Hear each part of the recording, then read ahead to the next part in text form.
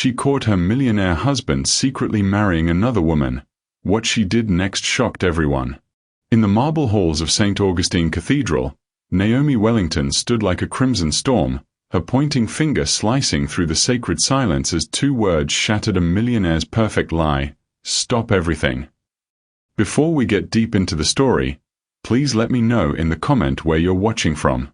Hit subscribe if you're hooked in and ready to enjoy this story, because tomorrow I have another beautiful story to share with you and I don't want you to miss it for anything. Now, let's get into the story. The morning sun filtered through the floor-to-ceiling windows of the Wellington mansion, casting golden shadows across the Italian marble floors. Naomi Wellington stood in her walk-in closet, a space larger than most people's bedrooms, running her fingers along the silk fabric of a red Valentino dress. At 34, she possessed the kind of beauty that commanded rooms: rich mahogany skin that glowed with health, intelligent dark eyes that missed nothing, and a presence that spoke of both grace and steel. But this morning, something felt different. Wrong. Mrs. Wellington. The voice belonged to Carmen, their longtime housekeeper, a woman whose loyalty to Naomi had never wavered in the 8 years she'd worked for the family. Your husband left early again. Said he had important meetings all weekend. Naomi's fingers paused on the dress. Robert had been having a lot of important meetings lately. Important enough to miss their anniversary dinner last month. Important enough to forget her birthday celebration she'd planned for weeks. Did he say where? Naomi asked, though she already knew the answer would be vague. Just that it was business. Big merger or something. Carmen's tone carried the same skepticism Naomi felt. Robert Wellington, investment banker, philanthropist, pillar of Atlanta's social elite, had built his fortune on knowing when to trust his instincts and when to dig deeper. It was ironic that his wife had learned the same skills watching him operate. And every instinct Naomi possessed was screaming that her husband of 7 years was lying. She pulled the red dress from its place and laid it across the velvet bench. Red had always been her power color, the shade that made her feel invincible during board meetings for her non-profit organization, the color she wore when she needed to remind the world that Naomi Wellington was nobody's fool. Today, she had a feeling she'd need all the power she could get. The Wellington estate sat on 5 acres in Buckhead, Atlanta's most prestigious neighborhood. It was the kind of home that appeared in Southern Living magazine, with its neoclassical architecture, meticulously maintained gardens, and guesthouse that could shelter a small family. Naomi had helped design every inch of it, from the art collection that adorned the walls to the infinity pool that seemed to blend seamlessly with the horizon. She'd thought she was building a home. Now she wondered if she'd simply constructed an elaborate prison. Her phone buzzed against the marble countertop of her vanity. A text from her sister, Keisha. "Girl, you still coming to brunch? And don't you dare cancel again for that man." Naomi smiled despite her mood. Keisha was 2 years younger, worked as an investigative journalist for the Atlanta Journal-Constitution, and had never liked Robert. "He's too perfect," she'd said on the day Naomi announced their engagement. "Men that perfect are always hiding something ugly underneath." Naomi had dismissed it as sisterly protectiveness then. Now, she typed back, "Wouldn't miss it. Need to talk." The response came immediately. "Uh-oh. That sounds serious. Meet me at Cafe Intermezzo at 11. As Naomi applied her makeup with the precision of a woman who'd learned to armor herself in perfection, she couldn't shake the memory of last Tuesday night. She'd woken up at 2 a.m. to find Robert's side of the bed empty. When she'd gone looking for him, she'd found him in his study, speaking in hushed tones on his phone. "I can't keep doing this," she'd heard him say. "She's getting suspicious." When he'd noticed her in the doorway, he'd quickly ended the call and claimed it was about a difficult client. But Naomi had seen the guilt in his eyes, the way he couldn't quite meet her gaze. That's when the real investigating had begun. Robert kept his personal calendar synced to their shared iPad, or at least, he used to. Lately, his schedule showed vague entries: client dinner, out-of-town meeting, business event. But when Naomi had casually asked about details, His answers were always just a beat too slow, too rehearsed. Then there were the phone calls that stopped abruptly when she entered the room. The new cologne he'd started wearing. The way he'd become protective of his phone, taking it everywhere, even to their bathroom. What do you think drives someone to investigate their own spouse? Have you ever had to question someone you trusted completely? Share your thoughts below. I'd love to hear your perspective. Naomi fastened her diamond earrings, a gift from Robert on their 5th anniversary, and studied her reflection. She looked like success personified, elegant, polished, unshakable. But inside, she felt like she was standing on quicksand, watching everything she'd built slowly sink beneath her feet. The drive to Cafe Intermezzo gave her time to think. Atlanta's streets were busy with Saturday morning traffic, families heading to soccer games and couples running errands together. Normal people living normal lives, unencumbered by the suspicion that was eating away at her marriage like acid. Keisha was already waiting when Naomi arrived, occupying their usual corner table with her laptop open and a stack of newspapers beside her coffee cup. At 32, Keisha had the same striking features as her sister, though she wore her natural hair in a bold afro and favored statement jewelry that announced her presence before she spoke. "You look like hell," Keisha said without preamble as Naomi sat down. "Good morning to you too," Naomi replied, but there was no heat in it. They'd never been the type of sisters who dealt in pleasantries when something real was happening. "Seriously, what's going on? You've been different for weeks. Distracted. And you've cancelled our last 3 plans." Naomi ordered her usual, a latte with oat milk, and took a breath. "I think Robert's having an affair." The words hung in the air between them like a challenge. Keisha's eyes sharpened with the focus that made her such a formidable journalist.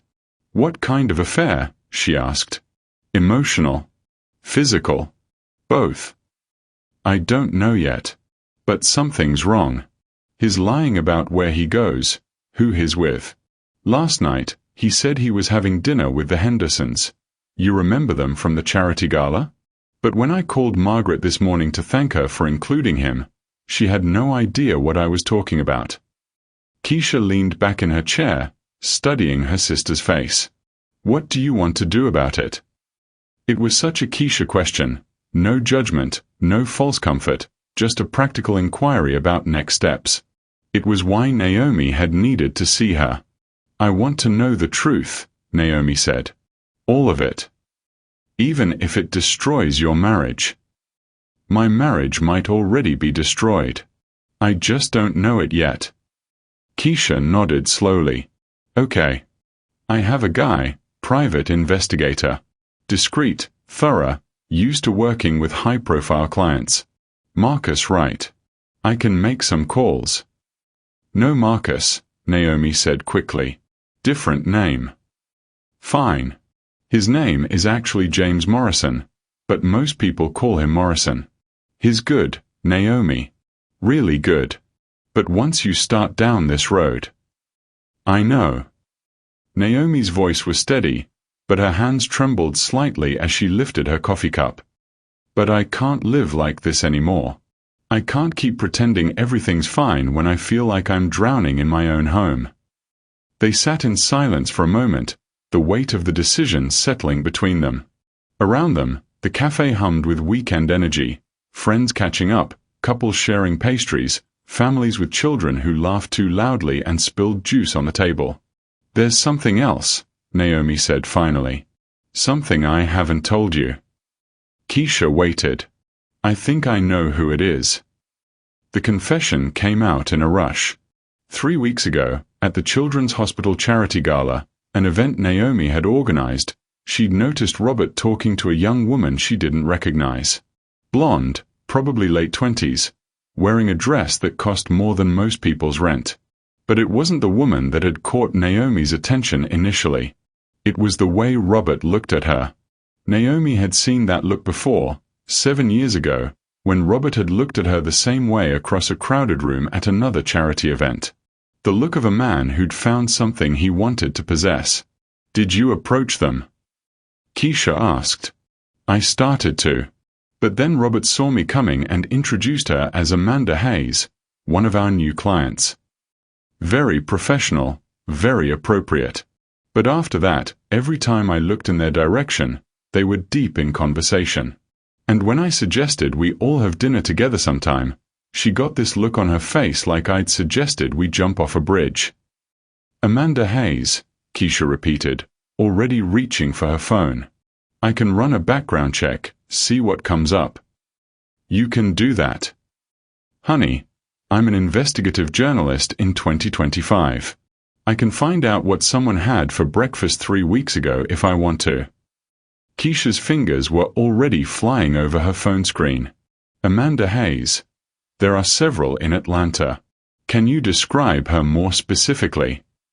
Naomi closed her eyes, calling up the memory she'd tried to forget. About 5 feet 6 inches, blonde hair in a perfect bob, green eyes. She was wearing a black Armani dress. I know because I almost bought the same one. Diamond tennis bracelet. No wedding ring, but there was a tan line where one might have been. Recently divorced. Keisha murmured, still typing. That's often when these things start. Women looking for stability, men looking for excitement. She paused, her expression changing. Oh. What oh? That's not a good oh. Keisha turned her phone screen toward Naomi.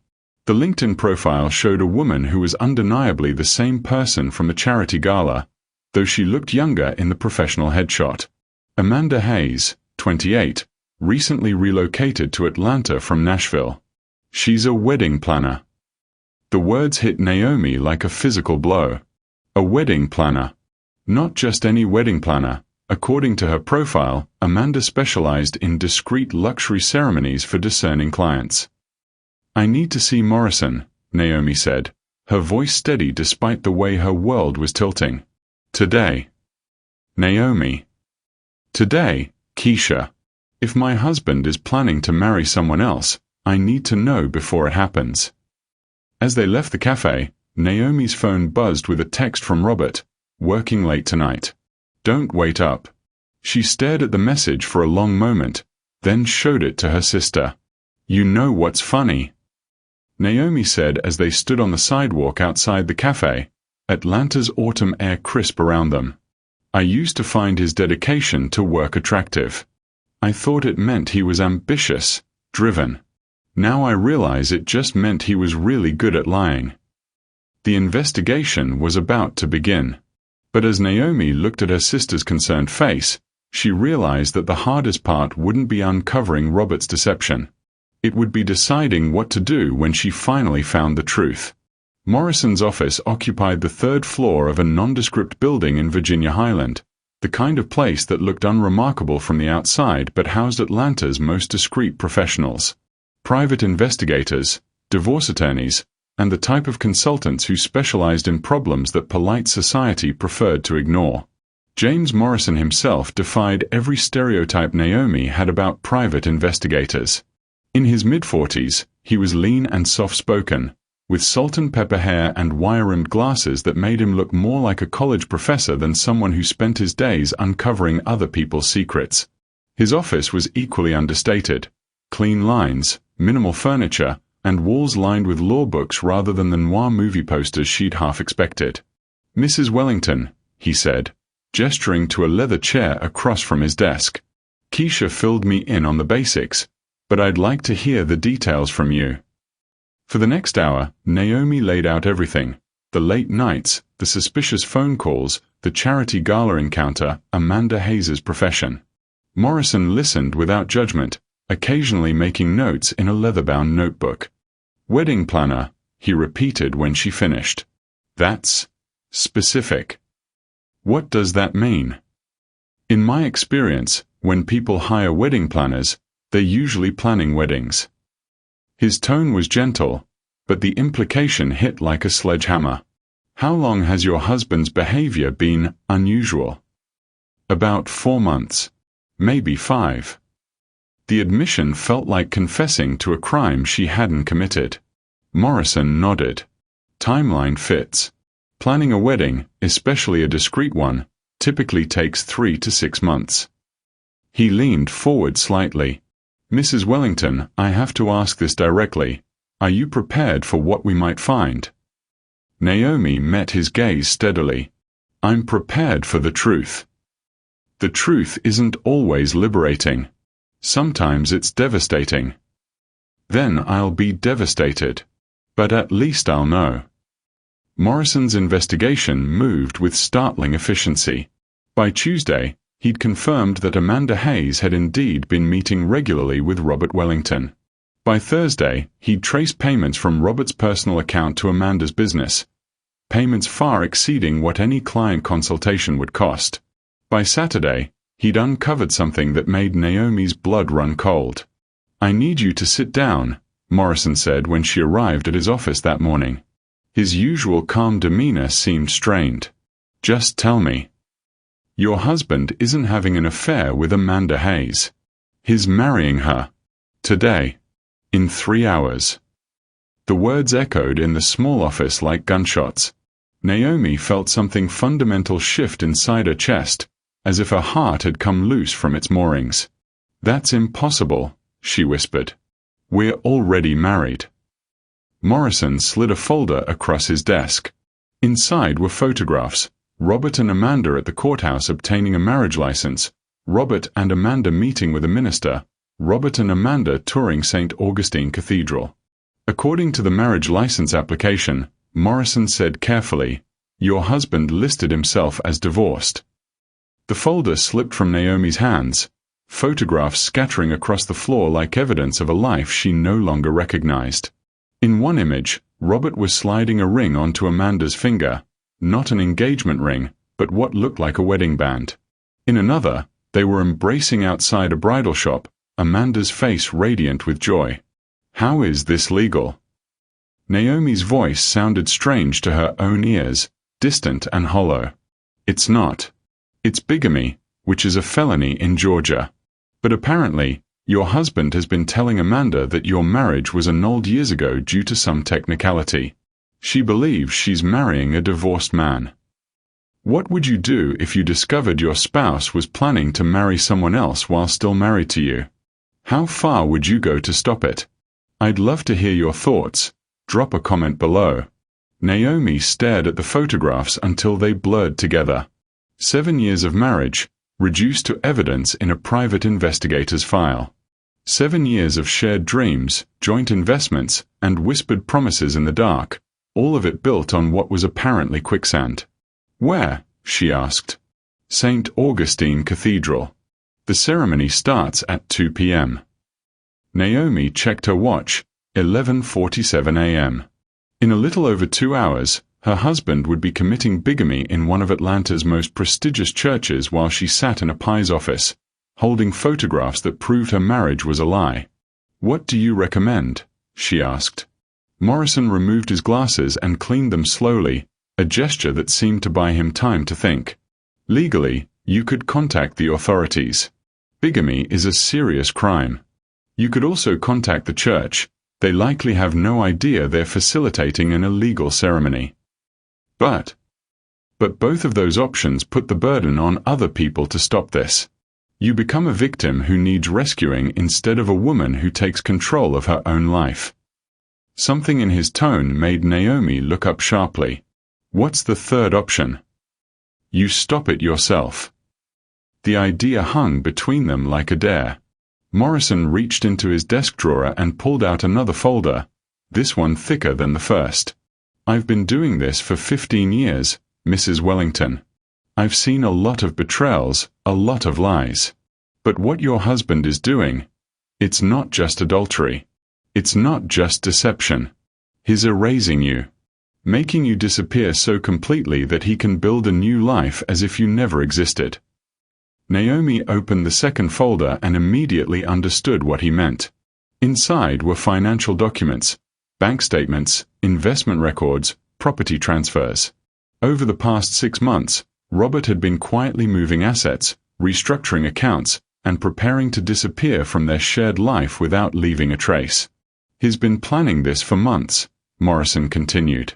The house is still in both your names, but has moved most of the liquid assets to accounts you don't have access to. If this wedding happens, if he succeeds in making you legally non-existent in his eyes, you'll be left with almost nothing. The betrayal was so complete, so methodical, that Naomi almost admired its thoroughness.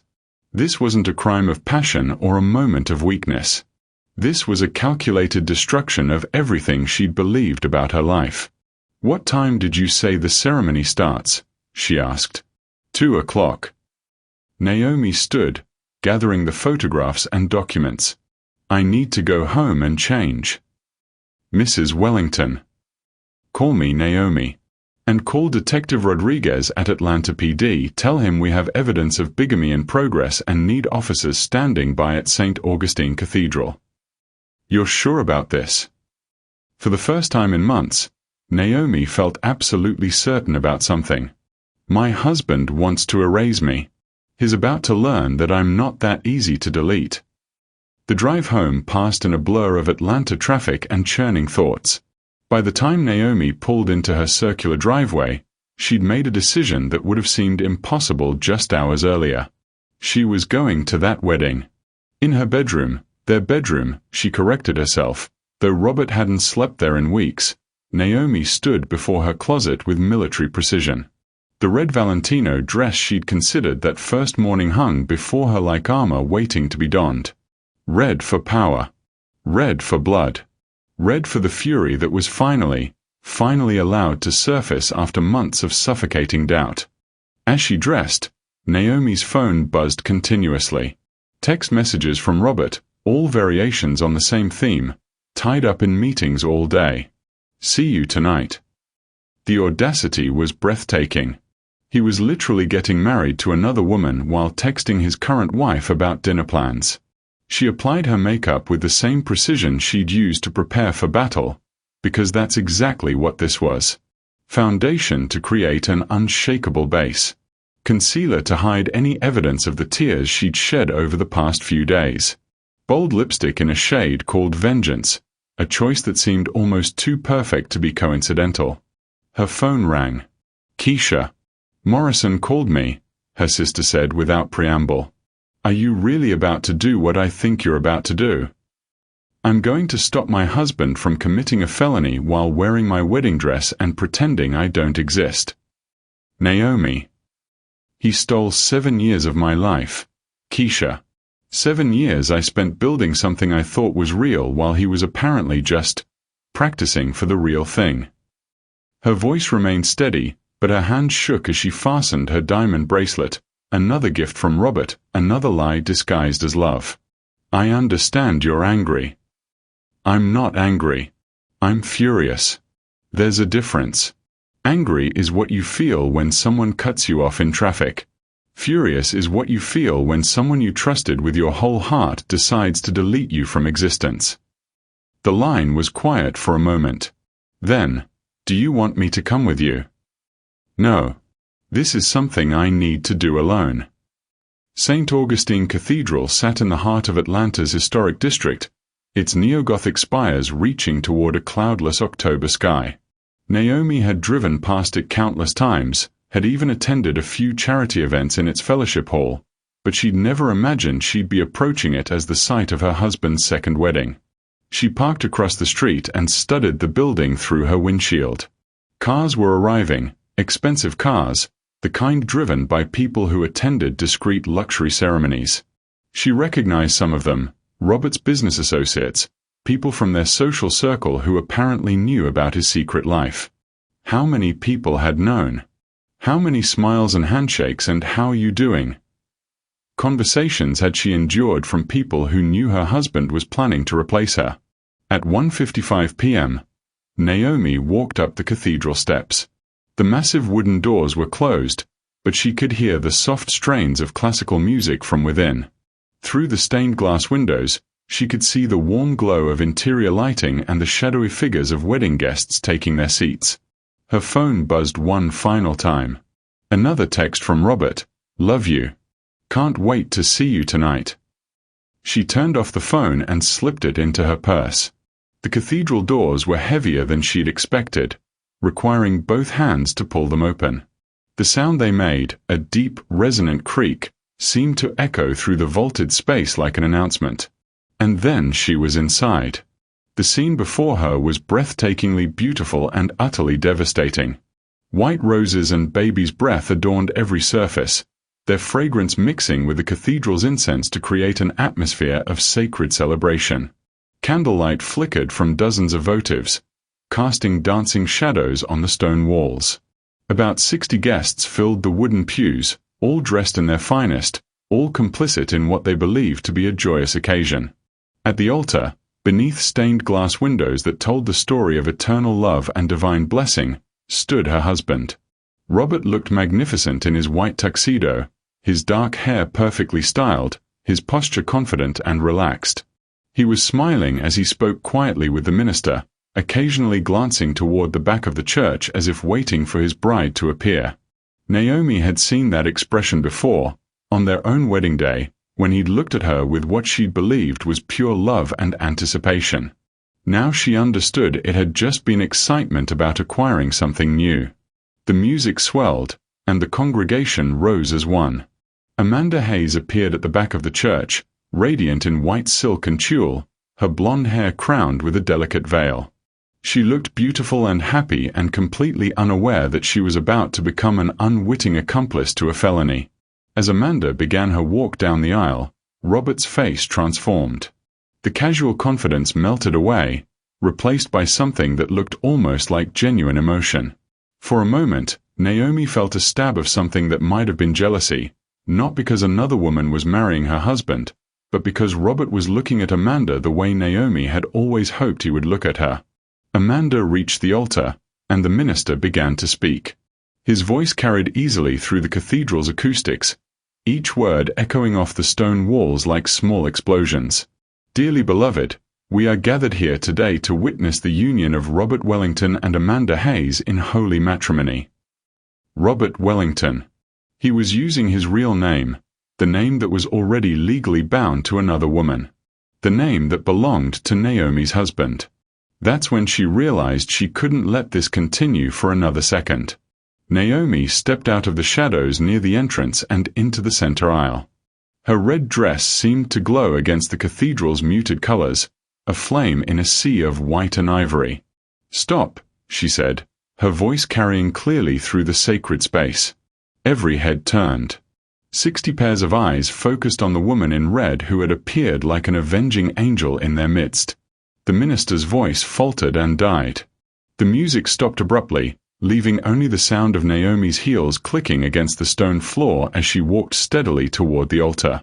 "Stop everything," she repeated, her voice stronger now, filled with 7 years of betrayal and months of doubt finally crystallized into perfect, devastating clarity. Robert's face went white. Amanda looked confused, her bouquet trembling in her hands as she tried to understand what was happening. The wedding guests began to murmur, a low buzz of shock and speculation that filled the cathedral like gathering storm clouds. Naomi didn't stop walking until she was standing directly in front of the altar, close enough to see the guilt and terror in her husband's eyes, close enough to smell Amanda's bridal perfume. She raised a hand and pointed directly at Robert, her finger steady and unwavering. "This man," she announced to the assembled crowd, her voice carrying to every corner of the cathedral, "is already married. To me." The silence that followed was deafening. The silence stretched for what felt like eternity but was probably only seconds.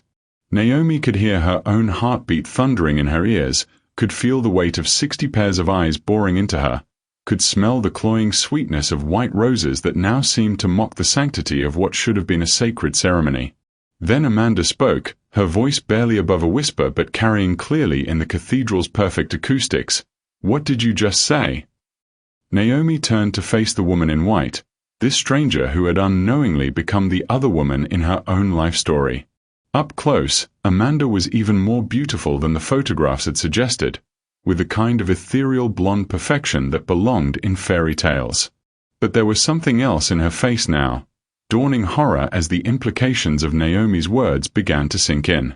"I said," Naomi repeated, her voice steady and clear, "that this man is already married. To me. We've been married for 7 years." That's impossible, Amanda breathed, her bouquet of white roses trembling in her hands. Robert, tell her she's wrong. Tell her you're divorced. Robert Wellington stood frozen at the altar like a statue carved from guilt and terror.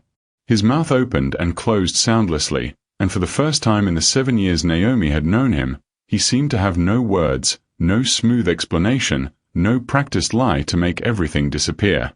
Robert. Amanda's voice was rising now, panic creeping in around the edges. Tell her she's confused. Tell her about the annulment. The word annulment hit the congregation like a physical blow. Murmurs rippled through the pews, friends and family trying to piece together a puzzle that was revealing itself to be far uglier than anyone had imagined. There was no annulment, Naomi said gently, her tone surprisingly kind as she addressed Amanda directly. There was no divorce. Our marriage license is on file with the state of Georgia. Our joint tax returns were filed 4 months ago. I'm wearing the diamond earrings he gave me for our anniversary last year. She turned to face Robert, and when she spoke again, her voice carried the weight of 7 years of shared breakfasts and whispered promises and dreams they'd built together in the dark. Did you tell her about our house, Robert? The one we designed together. Did you mention that your name is still on our joint checking account? Or that you were texting me about dinner plans while you were getting ready to marry her?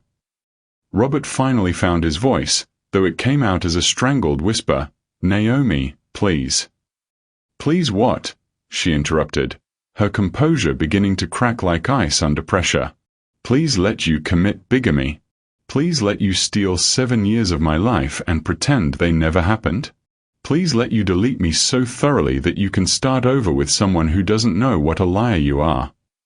The word bigamy sent another shockwave through the assembled guests. This wasn't just infidelity, this was a crime. Several people in the pews were reaching for their phones, probably to call lawyers or maybe just to document what was becoming the most dramatic social event in Atlanta's recent memory. Amanda swayed slightly on her feet, and Naomi instinctively reached out to steady her. The gesture was so automatic, so human, that it seemed to break something open in the bride's chest. You're telling the truth, Amanda whispered, searching Naomi's face. Oh God, you're telling the truth. I'm sorry, Naomi said, and meant it. I'm so sorry you got caught up in this. But he showed me the papers, Amanda said desperately, turning back to Robert. The divorce decree. You showed me the papers that said you were divorced. What papers? Naomi asked sharply. Robert's face, already pale, went completely bloodless. Amanda, I can explain. What papers, Robert? Naomi's voice cut through the cathedral like a blade. What did you show her? For a moment, the only sound in the vast space was the distant hum of Atlanta traffic and the soft whisper of fabric as wedding guests shifted uncomfortably in their seats. Then Amanda opened her small beaded purse with shaking hands and pulled out a folded document. He said it was your divorce decree, she said, holding it out to Naomi. From last year. Naomi unfolded the paper and immediately understood the depth of Robert's deception. It was a divorce decree, for Robert and Sarah Wellington, dated 8 months ago. But Sarah Wellington wasn't Naomi. According to this forged document, Robert had been married to a completely different woman.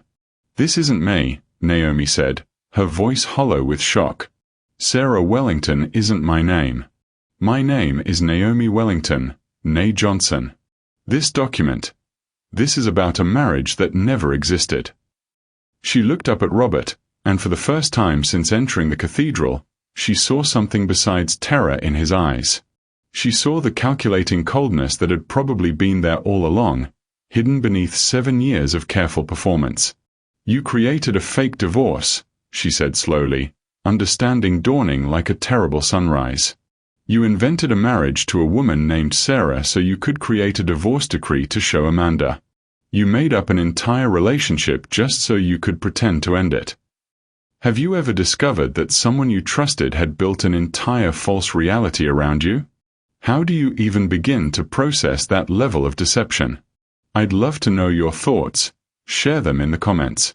The cathedral's heavy doors opened with a resonant creak, and Detective Rodriguez stepped inside, followed by two uniformed officers. Morrison must have made the call as promised. The sight of law enforcement seemed to break whatever spell had been holding the wedding guests in their seats. Several people stood up, and the low murmur of conversation became a buzz of urgent whispers. Naomi Wellington. Detective Rodriguez called out as he approached the altar. "That's me," she replied, her voice steady despite the chaos surrounding her. "We received a report of bigamy in progress. Can you confirm that you're legally married to Robert Wellington?" "I can." She reached into her purse and pulled out her phone, scrolling to the photo she'd taken of their marriage certificate that morning, a precaution Morrison had recommended. "Here's our marriage license, filed with the state of Georgia on June 15, 2018. Detective Rodriguez examined the image, then looked at Robert. "Sir, I need to see some identification." Robert's hand shook as he reached for his wallet. The confident businessman who had charmed his way through Atlanta's social circles was gone, replaced by a man who looked like he was watching his entire world collapse in real time. Robert James Wellington, the detective read from his driver's license. He looked back at Naomi's phone. Same name on the marriage certificate. "And you, he turned to Amanda. You were about to marry this man." Amanda nodded mutely, tears now streaming down her face, her wedding makeup beginning to run in dark tracks down her cheeks. "Did you know he was already married?" "No," Amanda whispered. "He told me he was divorced. He showed me papers." She held out the forged document with a trembling hand. Detective Rodriguez examined the fake divorce decree, his expression growing grimmer by the moment. "This is a fraudulent document," he said finally. "Sir, you're under arrest for attempted bigamy and fraud." The words seemed to break whatever trance had held the wedding guests. Several people stood up abruptly, chairs scraping against stone, purses and programs falling to the floor. Robert's business associates were edging toward the exits, probably already calculating how to distance themselves from the scandal that was about to consume Atlanta's social pages. But as Detective Rodriguez moved to place handcuffs on Robert, Amanda suddenly stepped forward. "Wait," she said, her voice stronger than it had been since Naomi's revelation. "There's something else." She turned to face the congregation, her wedding dress rustling like broken promises. "How many of you knew?" she asked, her voice carrying clearly through the cathedral. "How many of you knew he was already married?" The silence that followed was damning. Naomi watched as several of Robert's colleagues suddenly found their shoes fascinating, as supposed friends avoided eye contact, as people who had smiled at her at charity events and dinner parties revealed themselves to be complicit in her erasure. "Margaret Harrison," Amanda called out, addressing a woman in the third pew. "You knew, didn't you? You knew he was married." Margaret Harrison, wife of Robert's business partner, stood slowly. She was a woman in her 50s with perfectly coiffed silver hair and the kind of confidence that came from old money and older social connections. "Amanda, dear," she said carefully, "it's complicated." "It's not complicated." Amanda's voice cracked like a whip. "He's married or he's not married. There's nothing complicated about that." "We thought." Margaret faltered, looking around at the other guests as if seeking support. "We assumed Naomi knew. We thought maybe they had some kind of arrangement." The word arrangement hit Naomi like a physical blow. These people, her friends, her social circle, people she'd hosted in her home, had known about Robert's secret life and had simply assumed she was okay with it. They'd imagined her as someone who would smile and nod while her husband publicly paraded his mistress around Atlanta's social scene. "An arrangement," Naomi repeated slowly. "You thought I had an arrangement where my husband could marry other women." "Well, not marry exactly," Margaret said hastily. "But wealthy men sometimes have understandings with their wives about." "Get out." The words came from Amanda, spoken with such quiet fury that they seemed to echo off the cathedral stone walls. "I'm sorry." Margaret looked genuinely confused. I said get out. Amanda's voice was rising now, her carefully cultivated bridal composure completely shattered. All of you who knew. All of you who thought this was okay. Get out of this church right now. For a moment, nobody moved.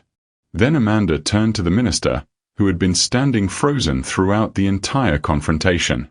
Father Mackenzie, she said, her voice breaking, please ask them to leave. This is supposed to be a house of God, and these people turned my wedding into a lie. Father Mackenzie, an elderly man with kind eyes who looked like he'd rather be anywhere else in the world, cleared his throat nervously. Perhaps it would be best if those who were aware of the situation could step outside while we sort this out. The exodus was swift and shameful. About 15 people rose from their seats and hurried toward the exits, their expensive clothes and guilty expressions making them look like fleeing criminals. Margaret Harrison paused at the door, turning back as if she wanted to say something, but Amanda's tear-streaked glare was enough to send her scurrying into the Atlanta afternoon. When the cathedral doors closed behind the last of the knowing accomplices, the space felt different, smaller somehow, but also cleaner. The remaining guests were people who had genuinely believed they were attending a legitimate wedding. Amanda's family, a few of Robert's relatives who lived out of state, and some of Amanda's friends who looked as shell-shocked as she did. Detective Rodriguez had been watching the drama unfold with professional patience, but now he stepped forward again. He said to Naomi, I still need to place Mr. Wellington under arrest, but given the circumstances, would you prefer to continue this conversation at the station? Naomi looked around the cathedral, at the white roses that now seemed to mock the concept of innocent love, at the altar where her husband had been about to commit a felony, at Amanda in her ruined wedding dress. Actually, she said, I think we need to finish this conversation right here. All of us. She turned to Amanda, whose mascara had created dark rivers down her pale cheeks. How long were you planning this wedding? 6 months, Amanda whispered. He proposed on Valentine's Day. 6 months, Naomi repeated. And in all that time, you never wondered why you'd never been to his house? Never met his friends, his real friends, not the people who just enabled this? He said. Amanda's voice broke. He said he was private. That he'd been hurt before and needed to take things slowly. I thought it was romantic. Naomi felt a stab of sympathy so sharp it was almost physical. She remembered the early days with Robert, when his mysterious nature had seemed intriguing rather than suspicious, when his reluctance to talk about his past had felt like depth rather than deception. What else did he tell you? She asked gently. That his ex-wife, that you, had been bitter about the divorce. That you tried to destroy his business relationships and turn his friends against him. That's why he couldn't introduce me to certain people until after we were married. The lies were so elaborate, so carefully constructed, that Naomi felt dizzy trying to follow their logic. Robert hadn't just deceived Amanda about his marital status. He'd created an entire alternate reality where Naomi was the villain in a story she hadn't even known she was part of. He made me the bitter ex-wife, she said wonderingly. In his version of the story, I was the problem. What's the truth? Amanda asked, and something in her voice made Naomi look at her more closely. Amanda Hayes was 28 years old, successful enough to afford designer clothes and luxury weddings, beautiful enough to attract a man like Robert Wellington. But standing there in her wedding dress with her makeup running and her dreams shattered, she looked heartbreakingly young. The truth, Naomi said carefully, is that Robert is very good at making people believe what he wants them to believe. The truth is that I loved him completely, and I thought he loved me the same way. The truth is that I spent 7 years building a life with someone who was apparently just practicing for something better. She paused, looking directly at Amanda. The truth is that you're not the villain in this story. You're just another one of his victims. Amanda's composure finally cracked completely. She sank onto the altar steps, her elaborate wedding dress pooling around her like spilled milk, and sobbed with the kind of raw grief that could only come from having your entire understanding of reality rearranged in the space of 20 minutes. Naomi found herself sitting beside her, the woman who had unknowingly been preparing to steal her husband, and for a moment they were just two women who had discovered that the man they trusted was a stranger. "I quit my job in Nashville," Amanda said through her tears. "I moved here for him. I spent my entire savings on this wedding because he said it was important to him that it be perfect." "How much?" Naomi asked quietly. $60,000. Everything I had." The number hit like another punch to the gut. Robert made more than that in a month, but he'd let this young woman bankrupt herself to pay for a wedding that was illegal from the start. Detective Rodriguez cleared his throat gently. "Ladies, I understand this is a difficult situation, but I do need to complete the arrest and get statements from both of you." Naomi looked up at him, then at Robert, who had been standing silent throughout Amanda's breakdown. Her husband, though she was beginning to wonder if that word had any meaning anymore, was staring at his hands, his face a mask of shame and calculation. "Robert," she said, and her voice cut through the cathedral's acoustics like judgment itself. "Do you have anything to say? Any explanation that could possibly make this make sense?" He raised his head slowly, and for a moment, Naomi thought she saw a flicker of the man she'd fallen in love with 7 years ago. But when he spoke, his words revealed just how completely that man had been an illusion. "I was going to tell you," he said quietly. "After the wedding. I was going to explain everything and make sure you were taken care of financially." The audacity of it left Naomi speechless. He had planned to marry Amanda, then return home to explain to his current wife that she'd been replaced. As if she were an employee being laid off rather than a woman who had built her entire adult life around loving him. "Taken care of financially," she repeated. "Like severance pay." "Naomi, you have to understand." "No." She stood up, smoothing down her red dress, feeling something cold and final settling in her chest. "I don't have to understand anything anymore. I don't have to make excuses for you or rationalize your behavior or pretend that this makes sense. I'm done trying to understand you, Robert." She turned to Detective Rodriguez. "Arrest him. For bigamy, for fraud, for whatever else you can make stick. And I want him out of my house before I get home tonight." As the handcuffs clicked around Robert's wrists, Naomi felt something she hadn't expected. Not satisfaction or revenge, but a profound sense of relief. For months, she'd been drowning in doubt, questioning her own perceptions, wondering if she was imagining problems that didn't exist. Now she knew the truth. The problem hadn't been her imagination. The problem had been her husband. The police car disappeared around the corner of Peachtree Street, taking Robert Wellington away from the cathedral and, Naomi realized, out of her life forever. She stood on the stone steps watching it go, feeling strangely hollow in the aftermath of 7 years of marriage dissolving in a single afternoon. Mrs. Wellington. Detective Rodriguez had remained behind to coordinate with the other officers.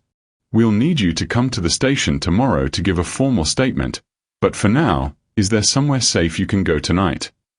The question struck her as odd until she realized what he was really asking. Was she afraid of Robert?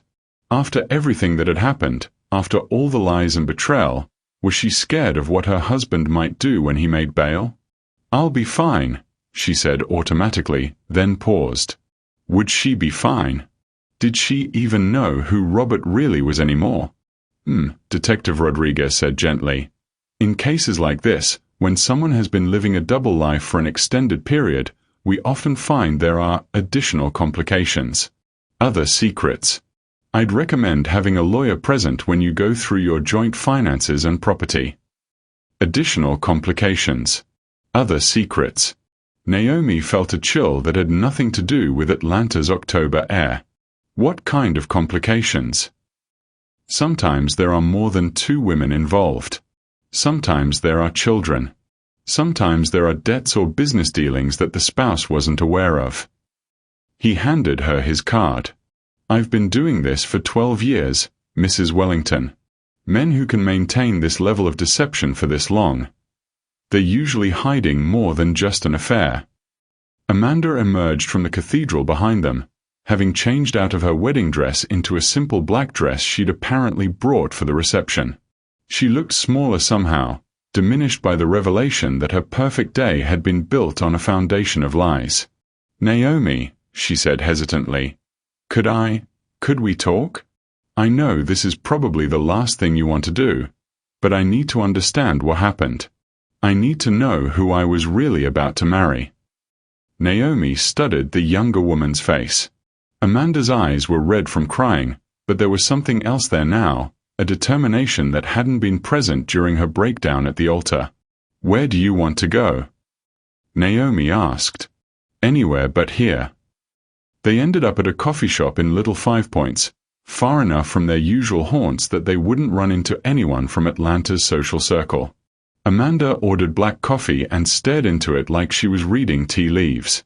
Naomi got her usual latte and found herself wondering if she'd ever be able to drink one again without thinking of this day. "Tell me about the real Robert," Amanda said without preamble. "Not the version he showed me. The version you lived with." Naomi considered the question. Who was the real Robert Wellington? The charming businessman who brought her flowers on random Tuesdays? The man who held her when she cried after her father's funeral? The stranger who had apparently been planning to erase her from his life for months? "I don't know if I ever knew the real Robert," she said finally. "The man I married was confident, successful, generous. He remembered my favorite things. He supported my non-profit work. He made me feel like the most important person in his world." "That's the man I fell in love with too," Amanda said quietly. "But looking back now..." Naomi stirred her coffee absently. "I realize I never really knew his friends. Not well. I knew his business associates, the people we saw at charity events, but I never met anyone who'd known him for longer than our relationship. He said his family was distant, that he didn't stay in touch with college friends, that he preferred looking forward instead of backward." "He told me the same thing," Amanda breathed. "I thought it meant he was focused on our future together." Maybe that's what he always does. Creates a perfect version of himself for each new relationship, then discards it when he's ready to start over. The thought was so chilling that Naomi had to set down her coffee cup to stop her hands from shaking. Amanda pulled out her phone and scrolled through something. "I've been thinking about what Detective Rodriguez said. About other secrets. So I started going through the photos Robert sent me over the past 6 months." She turned the phone toward Naomi, showing a series of pictures that made Naomi's blood run cold. They were photos of Robert, clearly taken over the course of several months, but not by Amanda.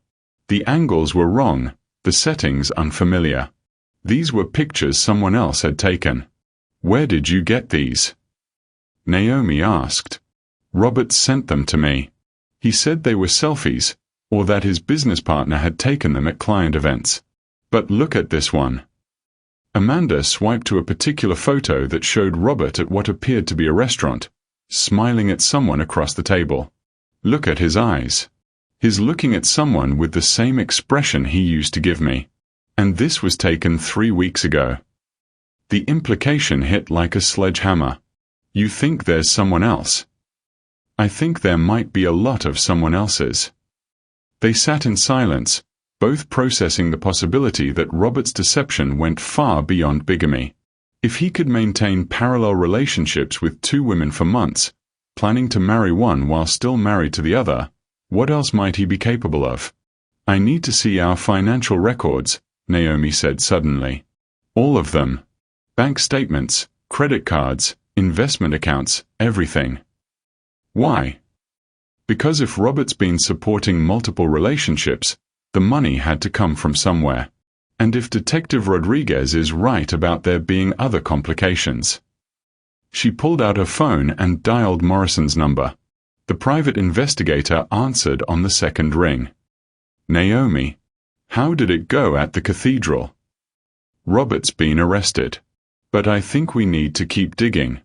I think Amanda and I might just be the tip of the iceberg." "What do you need?" "Everything. Financial records going back at least 2 years. Phone records if you can get them. I want to know every penny he's spent and every call he's made. That's going to take some time and it won't be cheap. Naomi looked across the table at Amanda, who was still scrolling through photos with growing horror. Money isn't an issue. I have a feeling I'm about to find out exactly how much my husband has been spending on his secret life. After ending the call, Naomi found Amanda staring at her with an expression she couldn't quite read. "What?" she asked. "You're helping me," Amanda said. "After everything that happened, after I almost unknowingly destroyed your marriage, you're helping me figure out what Robert did to both of us." "Your marriage would have been destroyed anyway," Naomi replied. "Robert destroyed it the moment he decided to lie to you about who he was. I'm just helping us both understand the scope of his deception. When someone betrays you this deeply, do you think it's possible to ever truly trust again? How do you rebuild your sense of reality when everything you believed was a lie? Let me know what you think in the comments below." Amanda's phone buzzed, and she glanced at it with the automatic response of someone used to constant communication. Then her face went pale. "What is it?" Naomi asked. "It's a text. From someone named Jessica." Amanda's voice was barely above a whisper. "She says she saw the news about Robert's arrest and wants to know if I'm okay." "Who's Jessica?" "I have no idea. I've never heard Robert mention anyone named Jessica." Amanda showed Naomi the message. "Amanda, I saw the news about Robert. Are you okay? I know this must be devastating. If you need to talk to someone who understands, call me. Jessica. She knows about the arrest." Naomi frowned. "It's been less than 3 hours. How could she know unless—" "Unless she's been watching," Amanda finished. "Unless she's been waiting for this to happen." They stared at each other across the small cafe table, both coming to the same horrible realization. "Call her," Naomi said. "What?" "Call Jessica. Right now. If she's another one of Robert's, if she knows something, we need to know what it is." Amanda's hand shook as she dialed the number. She put the phone on speaker so Naomi could hear. The woman who answered sounded young, maybe early 20s. "Amanda. Oh, honey, I'm so sorry about today." "Who is this?" Amanda asked. "How do you know about today?" "My name is Jessica Torres. I was Robert's. I guess you'd call me his girlfriend. For about 8 months, until I found out about you." The words hung in the air like poison. Naomi felt the world tilt again, just when she'd thought she'd found solid ground. "You found out about me?" Amanda whispered. "About the wedding plans, yes. Robert told me he was thinking about proposing to someone new, but that he was waiting for his divorce to be finalized. I hired a private investigator to check on the divorce proceedings, and that's when I discovered that there was no divorce, and that there was no ex-wife named Sarah. There was just Naomi." Naomi leaned closer to the phone. "Jessica, this is Naomi Wellington, Robert's actual wife." "Oh God," Jessica's voice cracked. "I was hoping I was wrong. I was hoping the private investigator had made a mistake. How long did you say you were with Robert?" Naomi asked. 8 months. He told me he was separated, going through a difficult divorce. He said his wife was unstable and vindictive, that she was trying to destroy his business. He said he had to be careful about being seen in public with me until everything was finalized. The lies were so similar to what he'd told Amanda that Naomi felt physically sick. Robert had perfected a script, a story he could tell any woman to explain away his unavailability, his secrecy, his reluctance to integrate her into his real life. "Jessica," Amanda said carefully, "where did you think Robert lived?" "He had an apartment downtown. A really nice place in the Meridian building. He said he'd moved out of the family home during the separation." Naomi's vision went white around the edges. The Meridian building was where Robert claimed to have client meetings several evenings a week. She'd driven him there herself on multiple occasions, thinking she was dropping him off for business dinners. He's been living a triple life, she said, her voice hollow with shock. Wife, fiancé, and girlfriend. Maybe more. There are more, Jessica said quietly. That's why I'm calling. My private investigator found evidence of at least 2 other women. Maybe 3. The coffee shop around them seemed to fade away, the normal sounds of afternoon conversations and espresso machines becoming distant white noise. Naomi felt like she was drowning in the revelation that her husband, the man she'd shared a bed with, planned a future with, trusted with her heart, was not just a liar but a predator who collected women like trophies. What do you want from us? Amanda asked Jessica. I want to stop him, Jessica replied, her voice gaining strength. I want to make sure he can't do this to anyone else. And I want to help you both get back whatever he stole from you. What did he steal from you? Naomi asked. Besides 8 months of my life. About $40,000. He said he needed help with legal fees for the divorce. I liquidated my trust fund to help him. Amanda made a sound like she'd been punched. He took $60,000 from me for the wedding. And has been systematically moving assets out of our joint accounts, Naomi added, feeling the full scope of Robert's operation becoming clear. This isn't just bigamy. This is organized fraud. Which is why we need to work together, Jessica said. I've been gathering evidence for weeks, waiting for the right moment. When I saw the news about the arrest, I knew it was time. What kind of evidence? Naomi asked. Financial records, photographs, recorded phone conversations. Enough to prove that Robert Wellington has been running a romantic con game for at least 2 years, possibly longer. Naomi looked across the table at Amanda, who was staring at her phone like it might explode. Jessica, can you meet us somewhere? We need to see what you have. I'm already here, Jessica said. I've been sitting 2 tables behind you for the past 10 minutes. Both women turned sharply, and there she was, a petite Latina woman with dark hair and intelligent eyes, wearing jeans and a Georgia Tech sweatshirt. She looked like a college student, young enough to be carded at restaurants, which made Robert's targeting of her seem even more predatory. Jessica approached their table with the careful movements of someone who wasn't sure of her welcome. I know this is awkward, she said, but I think we need to help each other. Sit, Naomi said, gesturing to the empty chair. Tell us everything. Over the next hour, Jessica laid out a timeline that revealed the true scope of Robert's deception. He'd been running his con game for at least 3 years, maintaining multiple relationships with women of different ages and backgrounds, each tailored to his specific story. He told the younger women he was separated and waiting for his divorce. He told the older women he was widowed. He told the wealthy ones he needed financial help with business investments. He told the struggling ones he wanted to take care of them. The apartment in the Meridian building isn't his only property, Jessica explained, pulling out a folder thick with documents. He's been renting at least 3 different places around the city, each one set up as a believable bachelor pad where he could entertain different women. How did you find all this out? Amanda asked. My private investigator is very thorough. And expensive. But when you're trying to prove someone is lying about a divorce, you dig deep. Jessica pulled out a series of photographs. These are pictures of Robert with different women at different restaurants over the past 6 months. None of them are you two. The photos were damning. Robert with a redhead at a steakhouse downtown. Robert with a brunette at a wine bar in Virginia Highland. Robert with an Asian woman at a sushi restaurant in Buckhead.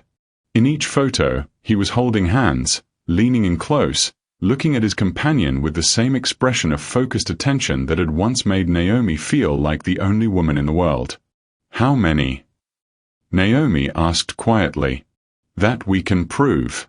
At least 6 women besides you two. But I suspect there are more. The magnitude of Robert's betrayal was so vast that Naomi couldn't process it all at once. This wasn't just infidelity or even bigamy. This was a systematic exploitation of women's emotions and finances, carried out with the precision of a military operation. What happens now? Amanda asked. Now we make sure he pays for what is done, Jessica said. To all of us.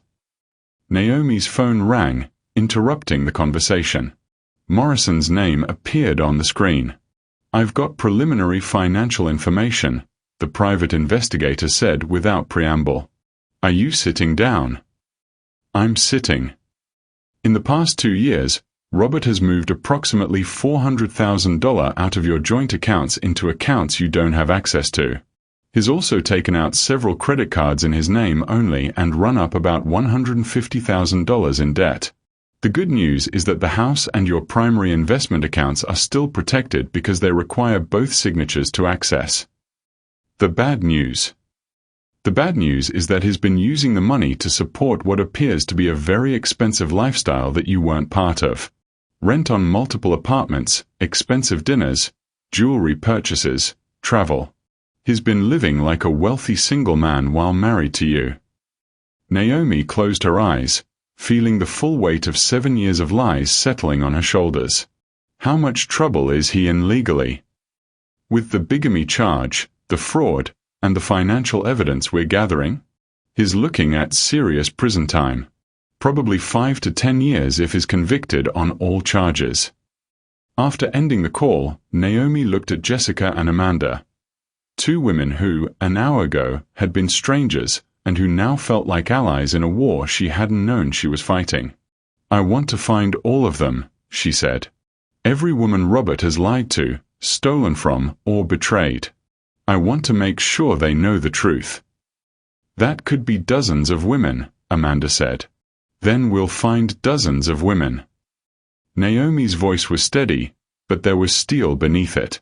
Robert Wellington spent years making us feel like we were crazy for questioning him, like we were paranoid for noticing inconsistencies in his stories. He made us doubt our own instincts and second-guess our own intelligence. She stood up, smoothing down her red dress, the same dress she'd worn to confront her husband's secret wedding, which now felt like it had happened weeks ago instead of hours. I'm done being his victim, she continued. And I'm done letting him make victims of other women. We're going to expose every lie, recover every stolen dollar, and make sure that Robert Wellington never gets the chance to do this to anyone else. Jessica smiled for the first time since she'd joined their table. So what's our first move? Naomi pulled out her phone and scrolled to Detective Rodriguez's number. We call the police and tell them we have evidence of a much bigger crime than they realized. Then we start finding Robert's other victims. As she dialed the number, Naomi realized that somewhere in the course of this terrible, devastating day, she'd stopped feeling like a betrayed wife and started feeling like a warrior. It was time to go to war. 6 months later, the conference room at Morrison's investigative firm had been transformed into a war room. Charts covered the walls, connecting photographs of Robert Wellington to a web of victims that had grown far beyond what any of them had initially imagined. 12 women in total, ranging in age from 22 to 45, each with their own story of manipulation and financial exploitation. Naomi stood at the head of the long table, wearing a navy blue power suit that had become her armor over the past half-year. The woman who had once doubted her own perceptions now commanded the room with quiet authority, her transformation as complete as it was remarkable. Ladies, she said, addressing the group of women who had become both her mission and her unlikely family, I have news. The room fell silent. Jessica Torres, now 23 and finishing her master's degree in computer science, looked up from her laptop where she'd been organizing financial records. Amanda Hayes, who had moved back to Nashville but made monthly trips to Atlanta for their meetings, set down her coffee cup with trembling hands.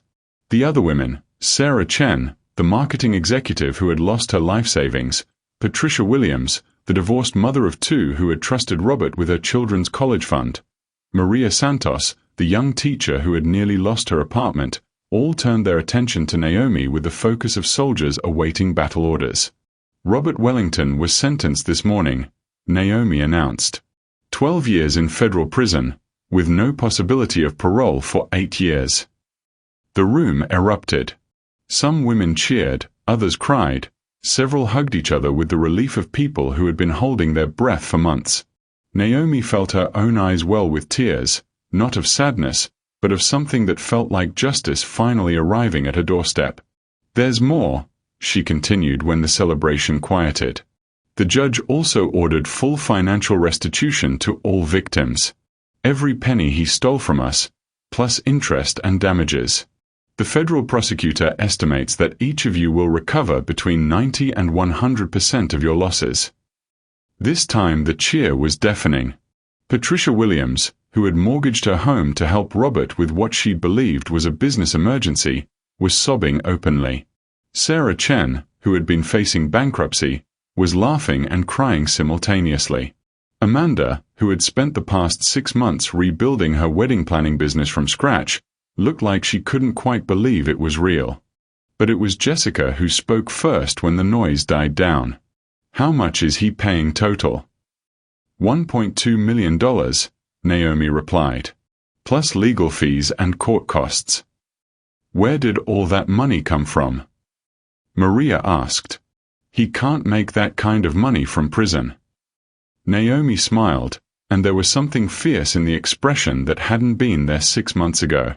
"Remember those business investments he was always bragging about?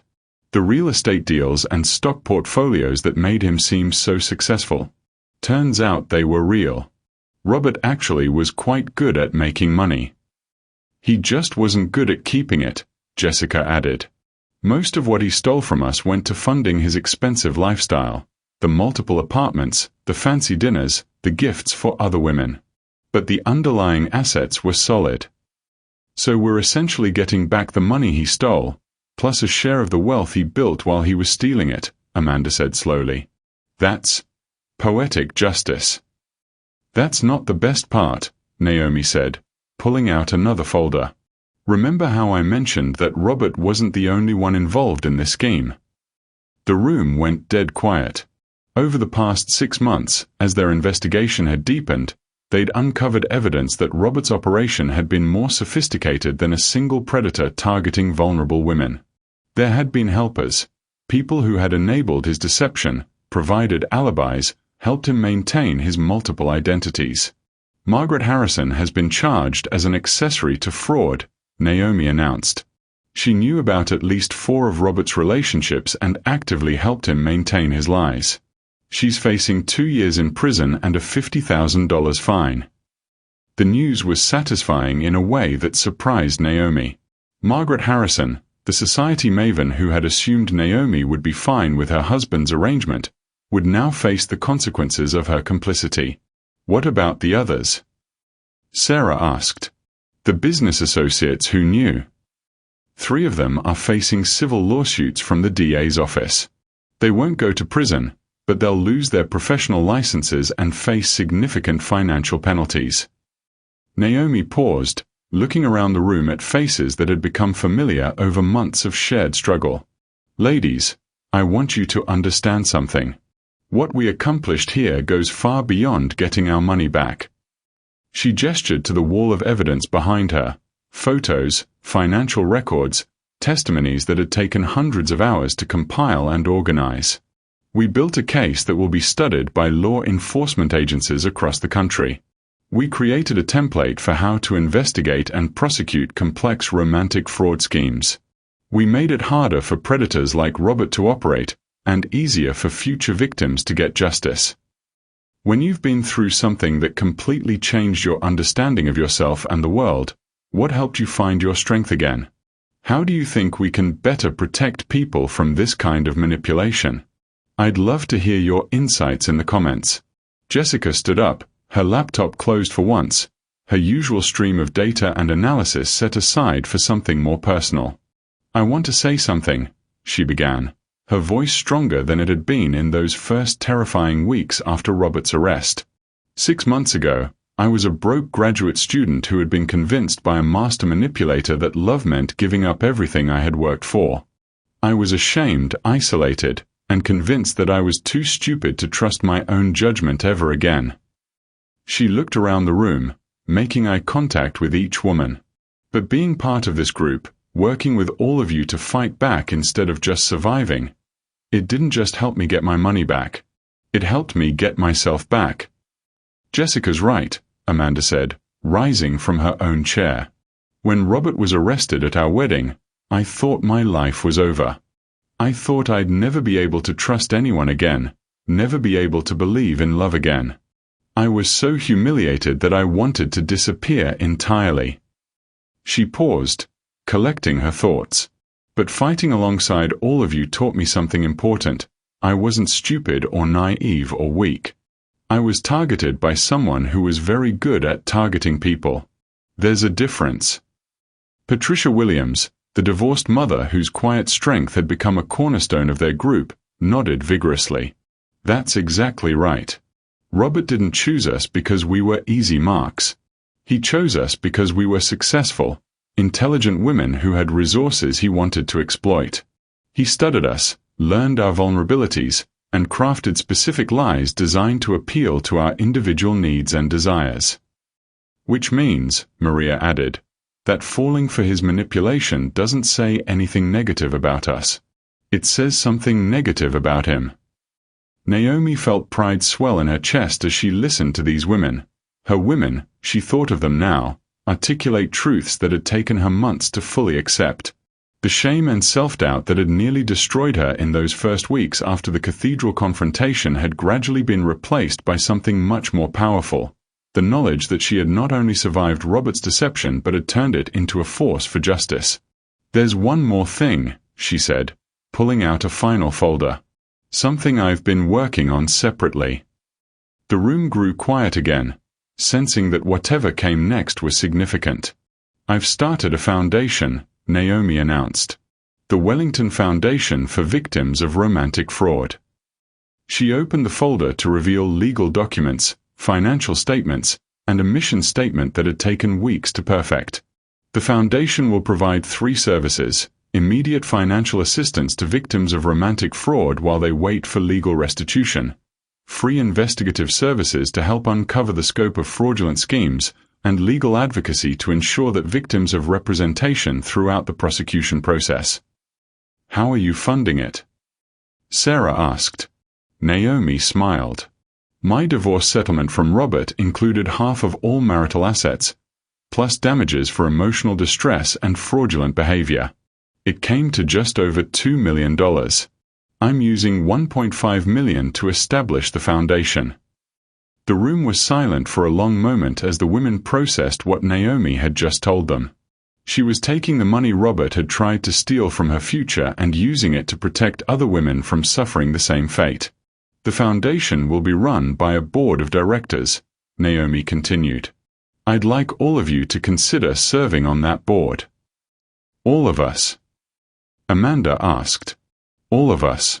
Jessica's investigative skills, Amanda's event planning and organizational abilities, Patricia's legal background, Sarah's marketing expertise, Maria's community connections, every skill set that Robert tried to exploit for his benefit, we'll use to help other women.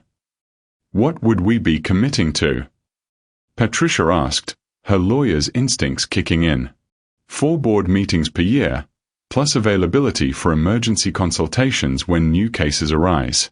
The foundation will hire full-time staff to handle day-to-day operations, but I want the strategic direction to come from people who understand this type of victimization from personal experience. Jessica was already nodding. I'm in. Absolutely. Me too, Amanda said immediately. One by one, the other women voiced their agreement. Within minutes, Naomi had a commitment from all 12 victims to transform their shared trauma into a tool for protecting others. There's one more component to the foundation, Naomi said, her voice growing softer. A support group program. Monthly meetings for victims of romantic fraud, facilitated by trained counselors but guided by survivors who have been through the legal process successfully. She paused, looking around the room at faces that had become family. Because as much as getting our money back mattered, the real healing came from realizing we weren't alone.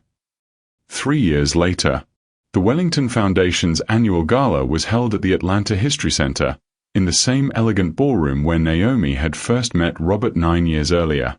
The irony wasn't lost on her. She was celebrating the destruction of her old life in the same place where that life had begun. But unlike that first charity event, where she had been Robert's beautiful, accomplished wife, tonight she was her own person entirely. Dr. Naomi Wellington, she'd completed her PhD in social work during the 3 years since Robert's conviction, stood at the podium addressing a crowd of 300 people who had gathered to support the Foundation's work. 3 years ago, she began, her voice carrying easily through the room's acoustics, I thought I knew what betrayal looked like. I thought it was simple, someone you trusted hurting you in a moment of weakness or selfishness. The audience was silent, hanging on her words. I learned that real betrayal is much more complex. It's systematic. It's patient. It involves someone studying you carefully enough to understand exactly what you need to hear, then saying those words while planning to take everything you have.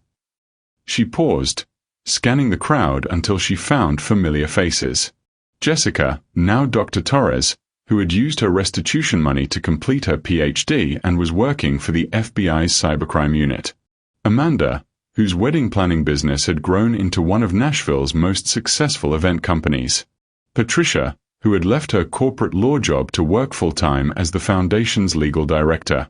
But I also learned something else, Naomi continued. I learned that trauma can be transformed into purpose. That victimization can become empowerment. That the worst thing that ever happened to you can become the foundation for the best work you'll ever do. She gestured to a large screen behind her, which displayed statistics that would have seemed impossible 3 years earlier. The Wellington Foundation has assisted 847 victims of romantic fraud in recovering over $12 million in stolen assets. We've provided emergency financial assistance to 312 individuals while their cases moved through the legal system. We've facilitated the prosecution of 78 predators who targeted vulnerable people for financial exploitation. The applause was thunderous, but Naomi wasn't finished. More importantly, we've created a network of survivors who refuse to let their experiences define them as victims. We've built a community of people who understand that healing isn't about forgetting what happened to you. It's about deciding what you're going to do with that experience. She looked out at the crowd, seeing faces that represented every type of person Robert and men like him had targeted. Successful professionals, struggling single parents, recent divorcees, young people just starting their careers, older people who had thought they were too experienced to be fooled. Tonight, I want to share a story that illustrates why this work matters so much. The screen behind her changed to display a photograph of a young woman with kind eyes and a hesitant smile. This is Rebecca Martinez.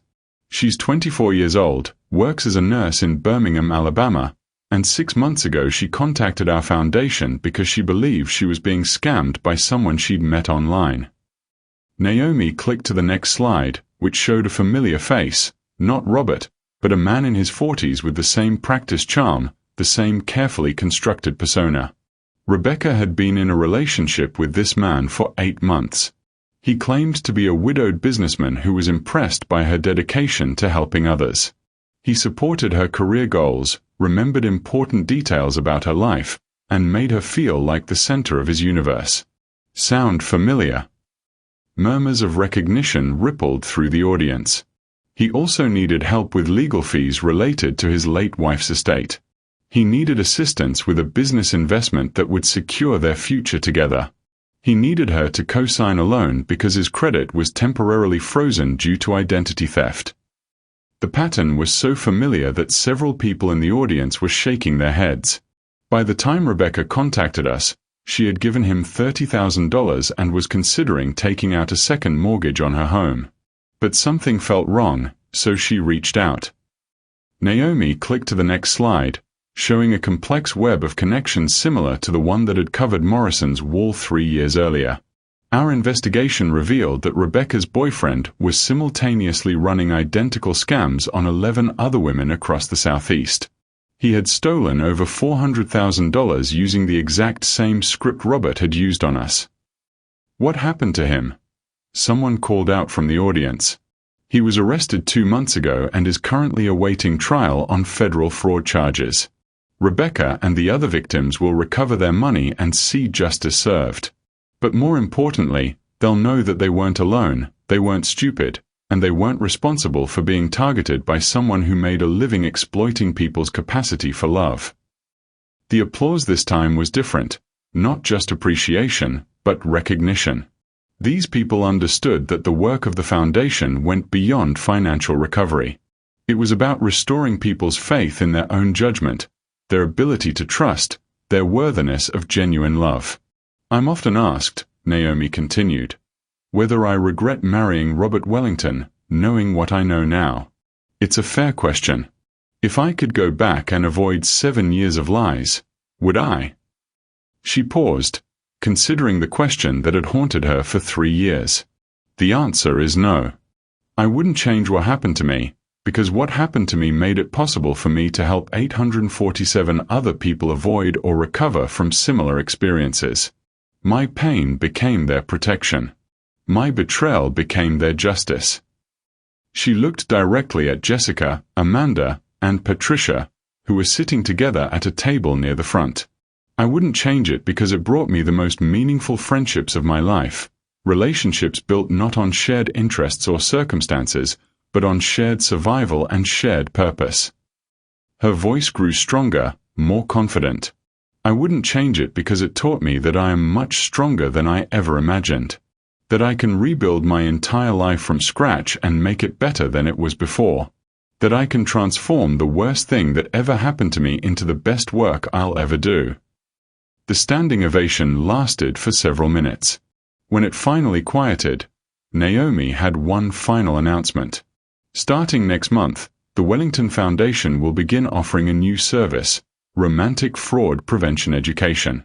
We'll be visiting colleges, community centers, and professional organizations to teach people how to recognize the early signs of romantic exploitation. She smiled, thinking of Robert in his federal prison cell, probably still convinced that his victims had been chosen for their weakness rather than their strength. We're going to make it a lot harder for predators to operate. And we're going to make it a lot easier for good people to protect themselves and each other. Later that evening, after the crowd had dispersed and the ballroom had been returned to its usual elegant emptiness, Naomi stood with Jessica, Amanda, and Patricia on the venue's terrace, looking out over Atlanta's glittering skyline. Do you ever think about him? Amanda asked quietly. About Robert, I mean. Sometimes, Naomi admitted. Usually when we're working on a new case and I see the same patterns, the same manipulation tactics. But I don't think about him with anger anymore. I think about him as a cautionary tale. What kind of cautionary tale? Jessica asked. The kind that proves that trying to build your life by destroying other people's lives is ultimately a losing strategy, Naomi replied. Robert thought he was so clever, juggling all those relationships, stealing from all those women. He thought he was winning. She gestured toward the city below them, toward the foundation offices where their staff would arrive tomorrow morning to continue the work of helping romantic fraud victims rebuild their lives.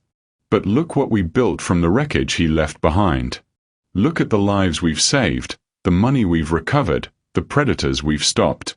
Robert created 12 enemies when he thought he was creating 12 victims. His greatest success became his ultimate failure. Patricia, who had prosecuted dozens of fraud cases over her career, nodded thoughtfully.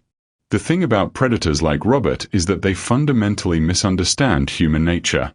They think that breaking someone down makes them weaker. They don't realize that sometimes it just makes them angrier. And more determined, Amanda added.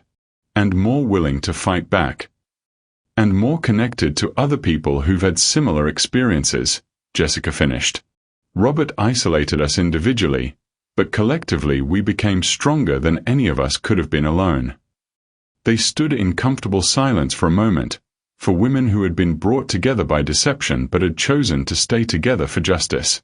I have something to tell you all, Naomi said finally. Something personal. The others turned to look at her, and she felt a flutter of nervousness that reminded her of her younger self. I've been seeing someone. For about 6 months now. Naomi. Amanda exclaimed. That's wonderful. Who is he? His name is David Chen, Sarah's brother, actually. He's a physician, divorced for 3 years, has 2 daughters. Sarah introduced us at the Foundation's holiday party. And? Jessica prompted, grinning. And it's terrifying and wonderful and completely different from anything I experienced with Robert, Naomi admitted. David is transparent. Almost to a fault. He shows me his calendar, introduces me to his friends, includes me in his family events. He acts like someone who has nothing to hide because he actually has nothing to hide. How does it feel? Patricia asked. Trusting someone again. Like learning to walk after a serious injury, Naomi said honestly. Every step feels uncertain at first, but each one makes you a little stronger. And having all of you, having this support system, makes it possible to take those steps. She looked at her friends, these women who had become family in the most unexpected way. 3 years ago, I thought Robert had destroyed my ability to love and trust. I thought he had stolen not just my money and my sense of security, but my faith in human connection itself. And now? Amanda asked. Now I understand that Robert couldn't destroy those things because they were never his to begin with. They belonged to me. And while he could wound them, temporarily, he couldn't take them away permanently. Naomi pulled out her phone and showed them a photo, herself and David at his daughter's soccer game, both of them laughing at something one of the girls had said. She looked genuinely happy in the picture, relaxed in a way she hadn't been even in her best moments with Robert. The woman in this photo isn't the same person who married Robert Wellington 9 years ago, she said. She's not even the same person who confronted him at that cathedral 3 years ago. She's someone new, someone built from experience and strength and the knowledge that she can survive anything. To new beginnings, Jessica said, raising her champagne glass. To justice served, Amanda added. To family found in unexpected places, Patricia contributed. To rising from the ashes, Naomi finished, and discovering that you were always capable of flying. As they toasted under Atlanta's starlit sky, Naomi realized that Robert Wellington had inadvertently given her the greatest gift of her life, the opportunity to discover who she really was when everything else was stripped away. She was stronger than she'd known. She was braver than she'd imagined. And she was surrounded by people who understood that the best response to betrayal wasn't bitterness, it was building something beautiful from the broken pieces. The Foundation would continue its work. More predators would be stopped. More victims would find justice and healing. And Naomi would continue growing into the woman she was meant to be, not in spite of what Robert had done to her, but because of what she had chosen to do with it. In the end, that was the greatest victory of all. Thank you for watching this story to the end. If you enjoyed this story, you will surely love the next one. It's as crazy and more intriguing as you can ever imagine. So do check it out. Click on the image showing on your screen right now to watch the next one.